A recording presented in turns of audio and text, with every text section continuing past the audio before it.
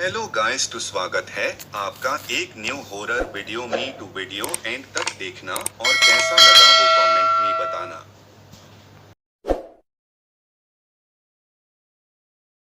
मैं आपको अपने मित्र नीलेश की बहन नीलिमा और उसकी साली नीतू की बीती आप लोगों को बताना चाहती हूँ। कुछ दिनों पहले नीलेश ने मुझे बताया था कि उसकी बहन की मौत हो गई है। ये सुनकर मैं बहुत दुखी हो गई और मैंने उसकी मौत का कारण पूछा तो उसने पूरी घटना मुझे सुनाई।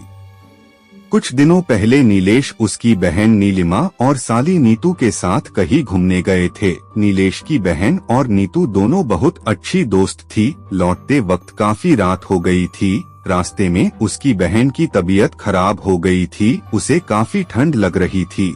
हमारा घर अभी भी 100 किलोमीटर दूर था और रास्ते में कोई भी रुकने की जगह नहीं मिल रही थी। थोड़ी देर के बाद हमें एक होटल दिखाई दी तो नीतू ने होटल में रुककर उसकी बहन को आराम देने को कहा। उस होटल के काउंटर पर हमने जब रूम के लिए पूछा तो उसने बताया कि सभी रूम फुल थे क्योंकि उस रास्ते पर केवल वही एक ढंग की होटल थी। लेकिन तभी होटल के मैनेजर ने बताया कि एक रूम खाली था, रूम 913। हमने उस समय अंधविश्वासी वाली बातों को ना सोचकर रूम ले लिया। जैसा कि आप लोग जानते हैं कि रूम 913 को अशुभ माना जाता है और कई होटलों में इस नंबर का कोई रूम नहीं होता है, लेकिन ये होटल कई साल पुराना था।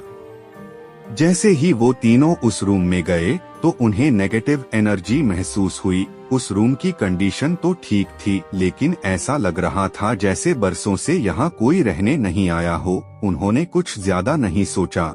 अब वो अपनी बहन नीलिमा के लिए काउंटर से पेनकिलर लेने को गया। काउंटर से टेबलेट लेकर जैसे ही रूम में आया तो देखा कि उसकी बहन बालकनी में खड़ी बातें कर रही थी। नीलेश में सोचा नीतू और उसकी बहन दोनों बालकनी में बातें कर रही है, लेकिन जैसे ही उसके पास गया तो उसकी बहन के अलावा कोई नहीं था। उसने उसकी बहन से पूछा कि तुम किससे बातें कर रही थी, तो उसने सिर्फ सर हिलाकर मना कर दिया। तभी नीतू वॉशरूम से आई। नीलेश घबरा गया कि अगर नीतू वॉशरूम में थी तो नीलिमा किससे बात कर रही थी। नीलेश ने नीलिमा को टेबलेट दी और सो जाने को कहा। अब नीतू और नीलिमा दोनों बेड पर सो गए और नीलेश सोफे पर सो गया। सुबह जब क्लीनर कमरे की सफाई के लिए आया तो दरवाजा खुला था और वो जब अंदर आया तो देखा कि कमरे में खून था और नीलिमा मर चुकी थी। क्लीनर जोर से चिल्लाया तो मेरी नींद खुल गई और देखा कि नीलिमा की मौत हो चुकी थी और नीतू बेहोश हो गई थी। नीलेश जोर जोर से रोने लगा और मैनेजर को बुलाया।